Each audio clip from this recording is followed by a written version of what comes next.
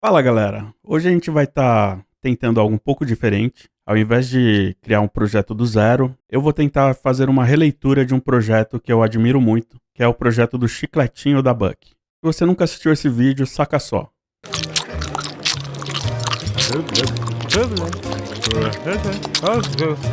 If your gum doesn't dissolve, your date will. Make a better impression with Dissolving Icebreaker's Cool Blast. Not a gum, not a mint. A breakthrough in cool.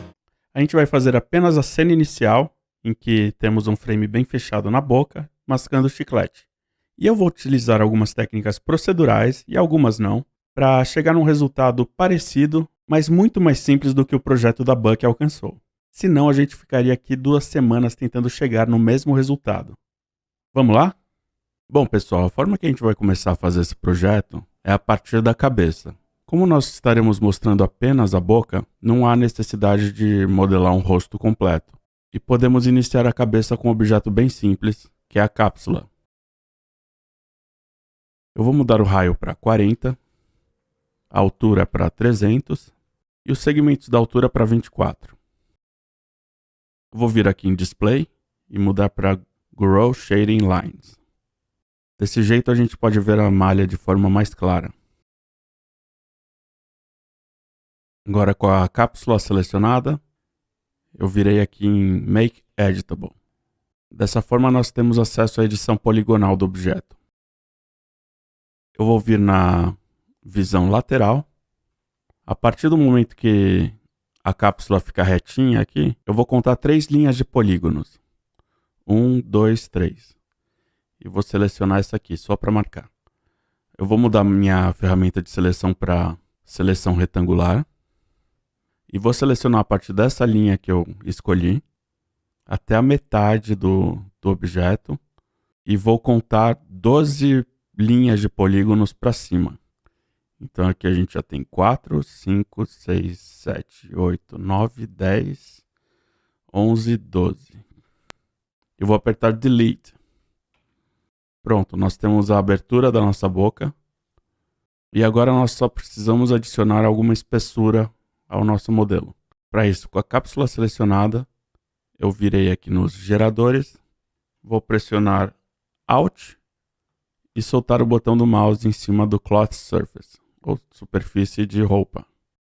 Ele instantaneamente vai subdividir a malha. Não é o que eu quero, então vou zerar essa subdivisão e vou adicionar o Thickness, ou a espessura, de 10. Na verdade eu quero menos 10, porque eu quero manter o formato externo que eu já tinha. Então eu estarei extrudando a malha para dentro, não para fora. Agora com o Cloth Surface selecionado, eu vou pressionar o Alt e clicar em cima do Subdivision Surface. Isso nos dá um arredondamento bonitinho para nossa malha.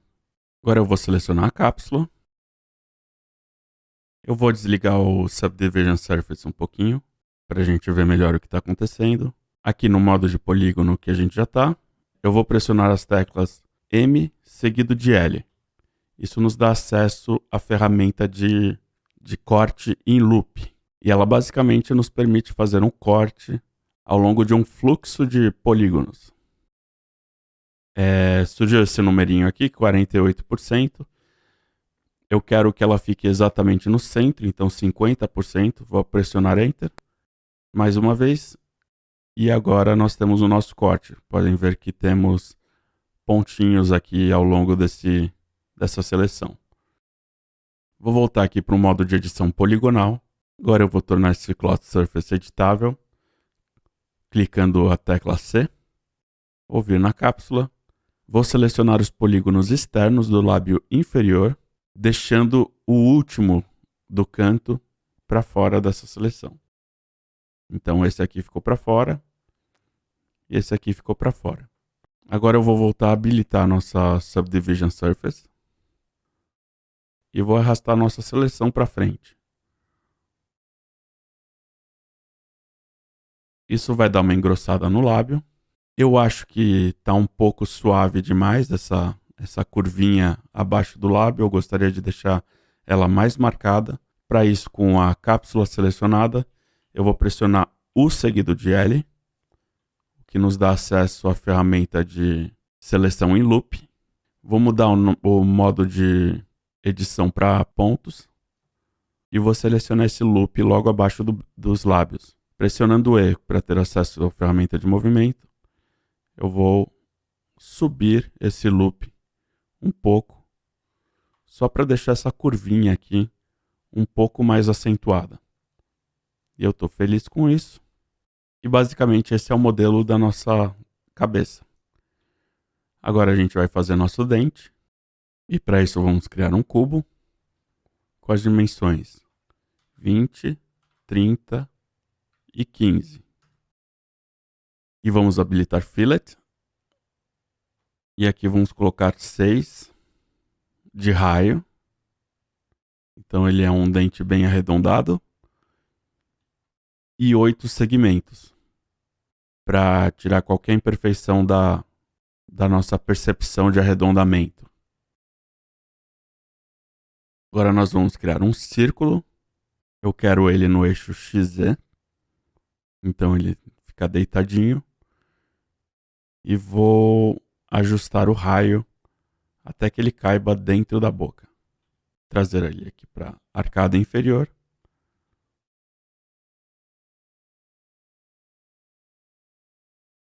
Agora nós vamos colocar nosso cubo dentro de um cloner. Ele instantaneamente cria 3 cópias do cloner, uma em cima da outra. E geralmente não é isso que a gente quer. Então vou vir aqui em Object, mudar o modo de linear para objeto. E no caso o objeto vai ser o nosso círculo. Instantaneamente nós temos nossos dentes aqui, todos virados do lado errado. Antes de mais nada eu quero reduzir o número de dentes para apenas 4. Vou vir em Transform e girar os dentes para que eles fiquem alinhados de forma correta. Vou reduzir o círculo mais um pouco para que os dentes fiquem dentro da boca sem interpenetrar com a malha da cabeça. Voltando aqui no modo objeto do cloner, eu vou ajustar esse final aqui do offset do círculo até que os dentes encostem uns nos outros. Eu sempre gosto de habilitar essa opção Smooth Rotation, que essa rotação fica bem suave. Com o cubo selecionado, eu vou vir em Deformadores, clicar e arrastar até chegar em Taper. Vou pressionar o Alt e soltar o botão do mouse. Na verdade eu fiz isso totalmente errado. É o cubo para fora e o Taper como child, como filho do cubo. Agora Fit to Parent, agora funcionou. Deu um cãibra aqui, pessoal. Vou voltar ao nosso cloner aqui. Dá para ver que os dentes estão de ponta cabeça. A parte larga está para cima e a parte fina para baixo. A gente quer o oposto. Então aqui no cloner, vou vir em Transform. E na segunda opção de rotação, eu vou girar 180 graus.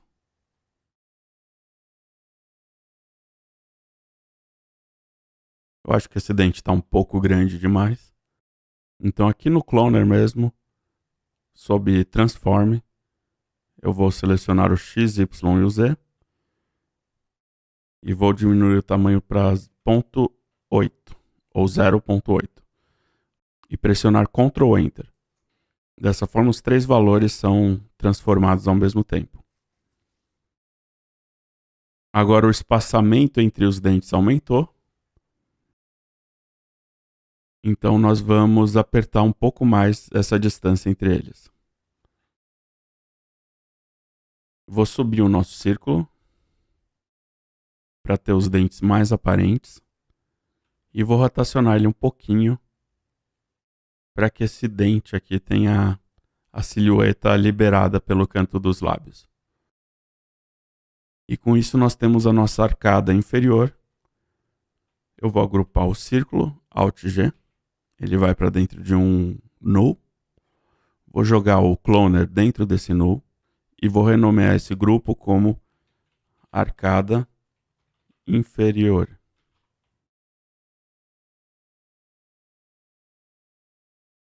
Esse Subdivision Surface eu vou renomear como cabeça, jogar a arcada inferior para baixo. Vou duplicar a arcada inferior e renomeá-la para arcada superior. Vou jogar esse grupo inteiro para cima. E nossa arcada superior está pronta, só que o alinhamento dela está ao contrário. A parte grossa do dente agora está para baixo e a gente quer ela para cima. Para isso, basta tirar essa rotação, zerar ela de 180 para 0. O dente está um pouquinho de canjica, então vamos trazer ele um pouco mais para fora. E basicamente essa é a modelagem do personagem. Então vamos continuar. Nessa próxima etapa nós vamos animar a mastigação. Mas tem algumas coisas que eu gostaria de fazer antes. A primeira delas é pressionar Ctrl D. Isso nos dá acesso à janela de projeto. E certifique-se que o FPS, ou frames por segundo, esteja 12. Isso porque o projeto da Buck tenta reproduzir o efeito de um stop motion. E geralmente essa linguagem utiliza frame rates bem baixos. Eu acredito que o da própria Buck foi menos do que 12 frames por segundo. Deve ter sido entre 8 e 6 frames por segundo. Mas aqui, para ser um pouco mais didático, vamos com 12.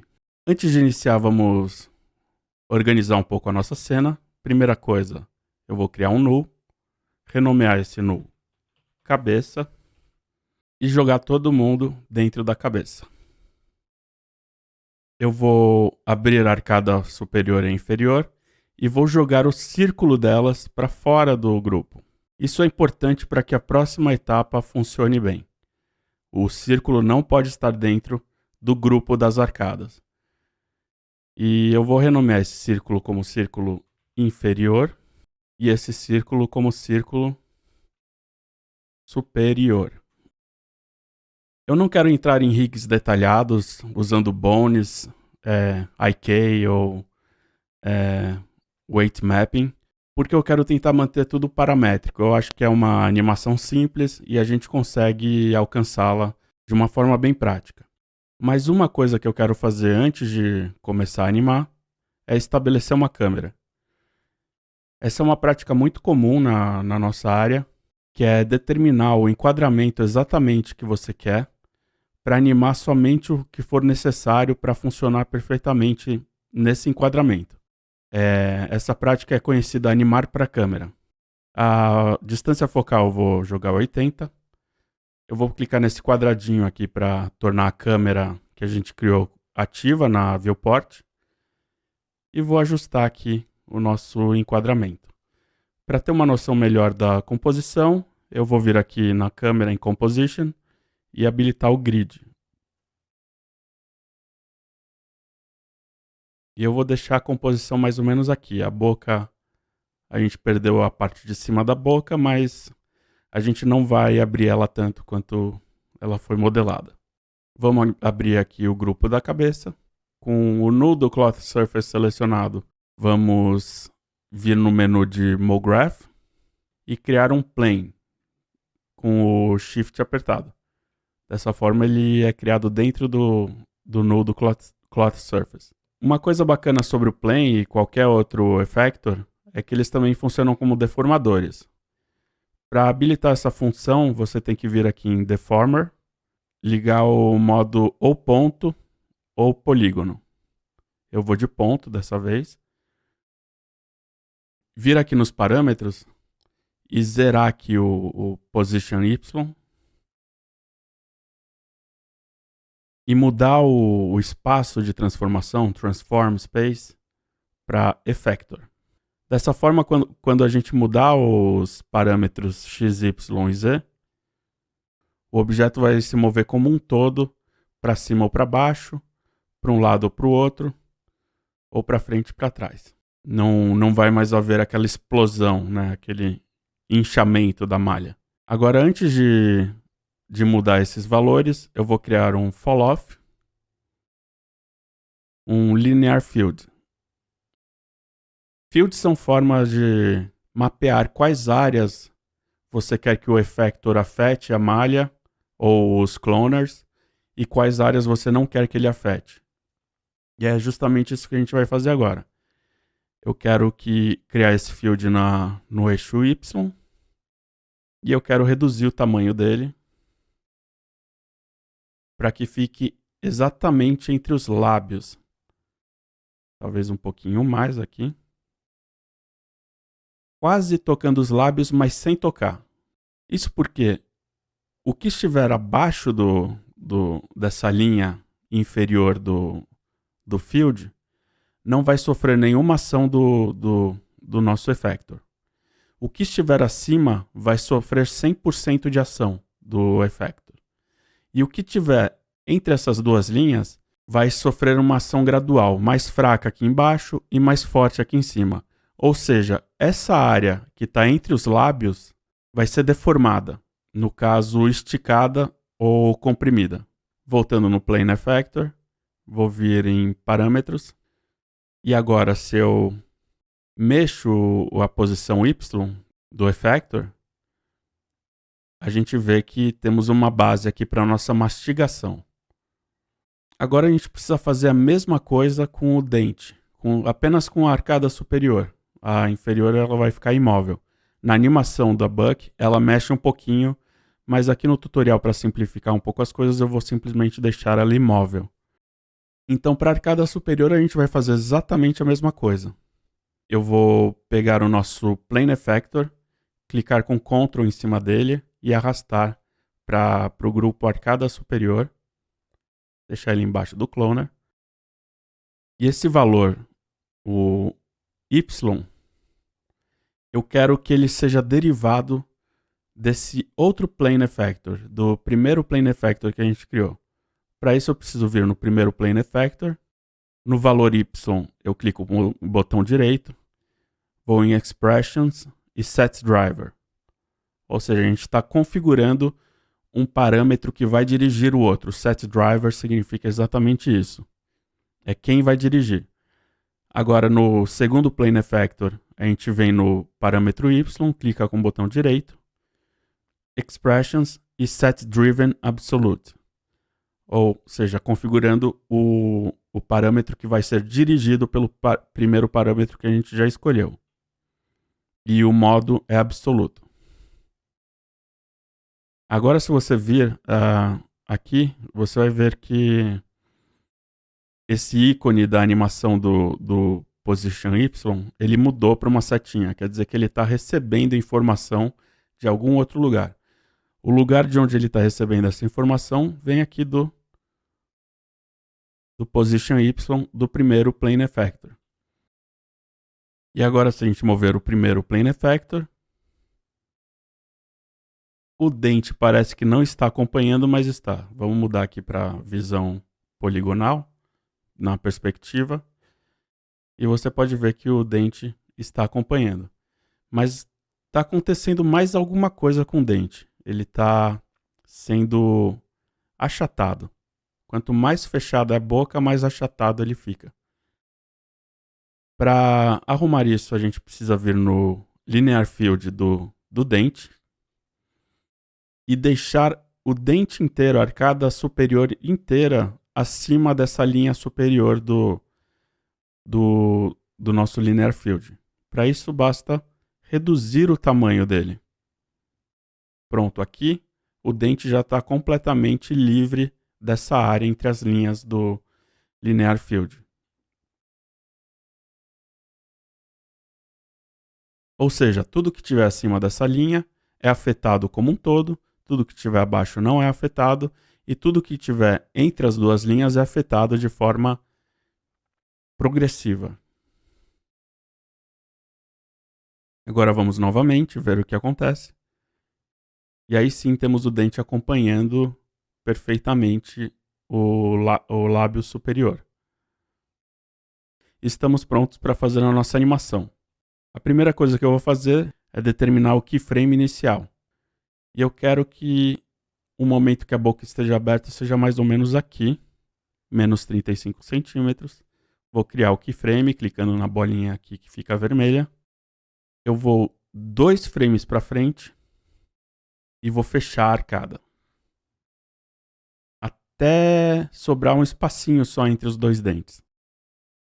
Eu vou 4 ou 5 frames para frente. E aí eu vou fechar até o final a arcada superior. Clicar aqui em criar um novo keyframe. Ou seja, esse momento final aqui mais extenso é aquela hora que o dente encontra realmente o chiclete e o movimento se torna mais lento, com maior resistência, né? Por conta do chiclete que está entre os dentes. Aí eu vou 2 frames para frente. Eu vou abrir a arcada superior e passar um pouco da posição inicial, que era menos 35. Isso é o chamado overshoot. Na volta ele passa um pouco e leva alguns frames, talvez 3 frames, para voltar para a posição menos 35, que é a posição final. E daqui ele volta para o frame 0, que é exatamente a mesma posição, e repete. Então ele vai loopar essa animação. Para a gente loopar essa animação, a gente vem aqui no Plane Effector, clica com o botão direito, Show F-Curves. Não tenham medo do F-Curves, pessoal, ele é seu amigo. Aqui é a curva, eu não vou mexer em curva agora, não quero entrar nesse assunto ainda. E aqui em PY, a gente vai escolher essa trilha de animação chamada PY. E isso nos dá as opções aqui, os parâmetros dessa trilha. E aqui tem um before e after, antes e depois. Qual que é o comportamento que essa animação terá antes do primeiro keyframe e qual é o comportamento que terá depois do último keyframe.